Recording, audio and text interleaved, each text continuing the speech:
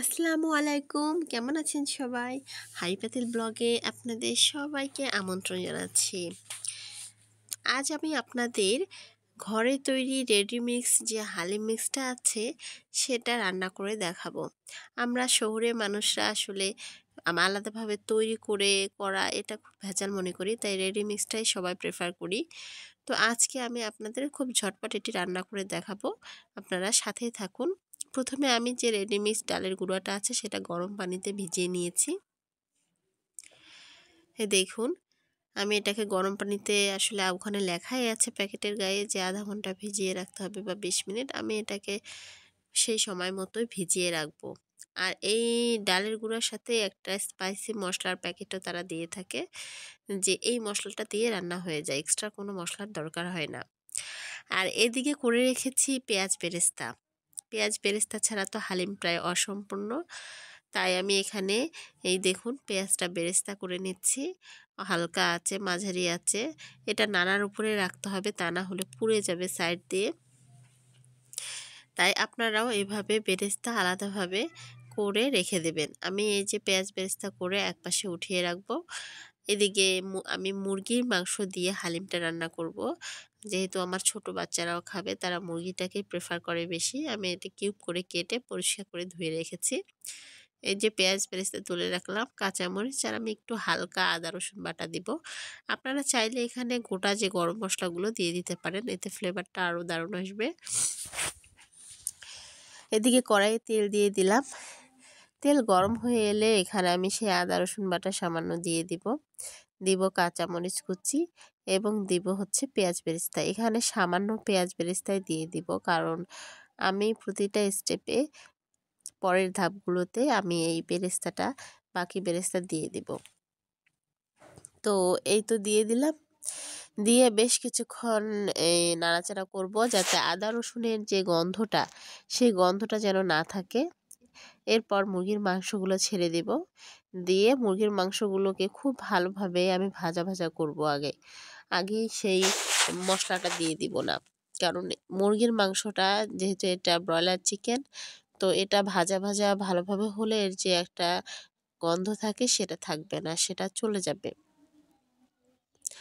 তো আমি দিয়ে দিলাম, দিয়েই তো ভাজা ভাজা করছি, হালকা হালকা নেড়ে নেড়ে ভাজা ভেজে। এটা একটু আপনারা হাই হিটে করে নেবেন, যেহেতু এটা দ্রুত সিদ্ধ হয়ে যায়। তো এরপর আমি এখানে দিয়ে দেব সেই যে রেডিমিক্স হালিমের ভিতরে, প্যাকেটটার ভিতরে যে স্পাইসি মশলাটা থাকে সেই মশলাটা দিয়ে দিব। মশলাটা দিয়ে আমি খুব ভালোভাবে এটাকে কষাবো, যাতে মশলার প্রতিটা ফ্লেভার এই চিকেনের ভিতরে ইনটেক হতে পারে। কারণ বাহির থেকে চিকেনটা হয়ে গেল কিন্তু ভিতরে কোনো মশলার স্পাইসেস গেল না, এতে করে কিন্তু চিকেনটা খেতে ভালো লাগবে না। হালিমের সাথে হয়তো হালিমটা ভালো লাগবে কিন্তু চিকেনটা কেমন কাঁচা কাঁচা লাগবে। এজন্য মশলাটা দিয়ে খুব সুন্দরভাবে আপনাকে কষাতে হবে। আর চিকেনটা যত দারুণ করে কষাবেন মশলার সাথে, হালিমের টেস্ট তত গুণ বেড়ে যাবে। তো এই দেখুন আমি খুব ভালোভাবে ভাজা ভাজা করে নিচ্ছি। সামান্য পানি দিলাম, পানি দিয়ে এটাকে ঢাকনা দিয়ে ঢেকে বেশ কিছুক্ষণ রান্না করব, যতক্ষণ না পানিটা শুকিয়ে আসছে।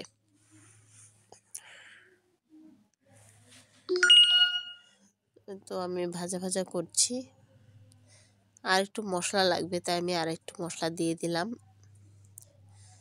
এখানে আসলে পরিমাণটা লেখা আছে, আপনি যতটুকু রান্না করতে চান।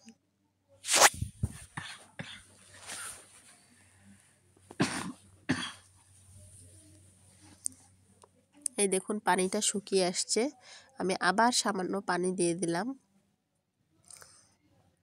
এবার ঢাকনা দিয়ে ঢেকে দেব। ঢাকনা দিয়ে ঢেকে এই পানিটা শুকানো পর্যন্ত আমি রান্না করব। ঢাকনাটা খুলে দিলাম, এখানে সামান্য পানি আছে, এই পানিটা আমি ঢাকনা খোলা রেখেই শুকিয়ে ফেলব।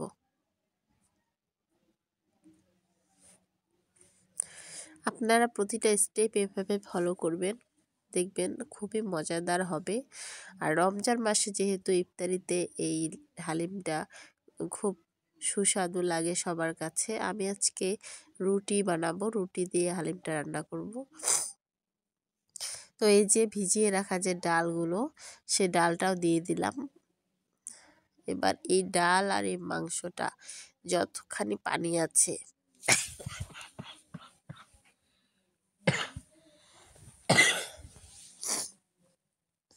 এই পানিটা যতখানি আছে ততটা পানি সহই আমি খুব ভালোভাবে কষাবো। আসলে আমি একটু অসুস্থ, আমার বারবার কাশি পাচ্ছে, এই কারণে ভয়েস দিতে মাঝে মাঝে একটু বাধা পেতে হচ্ছে। আপনারা ক্ষমা সুন্দর দৃষ্টিতে দেখবেন। তো এই তো রান্না করে নিচ্ছি আমি। পানিটা প্রায় শুকিয়ে এসেছে। এখন এই যে দেখুন বলক আসছে। এই বলকটা কিন্তু মানে গায়ে ছিটকে আসার মতো। আপনারা জানেন এই পর্যায়ে গায়ে ছিটকে আসে, তাই খুব সাবধানে করবেন নাড়াচাড়া। আর ঘন ঘন নাড়াচাড়া করতেই থাকতে হবে, কারণ তলায় লেগে যেতে পারে। আর তলায় যদি লেগে যায় তাহলে এর স্বাদটাই নষ্ট হয়ে যাবে। তাই আসলে নাড়ার উপরেই রাখতে হবে এটাকে। তো নাড়তে নাড়তে যখন এই যে এরকম ঘন একটা পর্যায়ে চলে আসবে, ঠিক তখনই এখানে আমি আবার পানি দিয়ে দেব। কারণ এইটা প্রথমবার কষালাম, এর পরের বারে আর শুকাতে হবে না। আমি পানিটা দিয়ে দিচ্ছি। ডালটা অলমোস্ট আসলে সিদ্ধ হয়ে যায়, যেহেতু গুঁড়ি করা ডাল, তাতে ভিজিয়ে রেখেছিলাম আধা ঘন্টা, তারপর আবার কষালাম একবার। তো আর আসলে প্রয়োজন পড়ে না এত বারবার করে কষানোর। তারপর আপনারা 1 থেকে 2 বার তো কষিয়ে নেবেনই, এতে করে স্বাদটা ভালো আসবে। আমি হলুদটা খুব হালকা কালার দিয়ে আমি হলুদটা দেইনি। আপনারা যদি মনে করেন যে কালারটা আরও ডিপ করতে চান তাহলে হালকা হলুদ দিতে পারেন। আমার বাসায় আসলে হলুদ কালারটা কম খায়, এজন্য খুব সামান্যই দিয়েছি। তো এই তো আমি এখানে বেরেস্তা দিয়ে দিচ্ছি এবং লবণ দিয়ে দিব।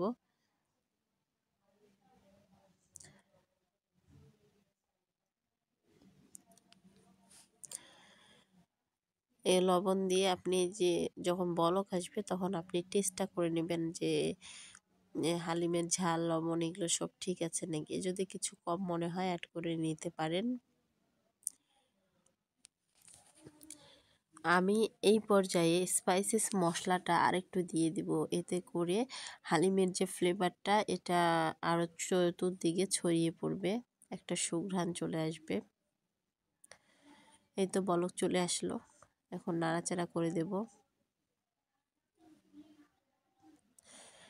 এখনও কিছুটা নাড়ার উপরেই রাখতে হবে, কারণ বারবার তলায় লেগে যাচ্ছিলো। আর যদি বারবার লেগে পুড়ে যায় এক্ষেত্রে হালিমের টেস্টটা একদম নষ্ট হয়ে যাবে। এই জন্য আপনারা কষ্ট করে একটু নাড়ার উপরেই রাখবেন। এদিকে জাল হতে থাকবে, এদিকে নাড়তে থাকবেন।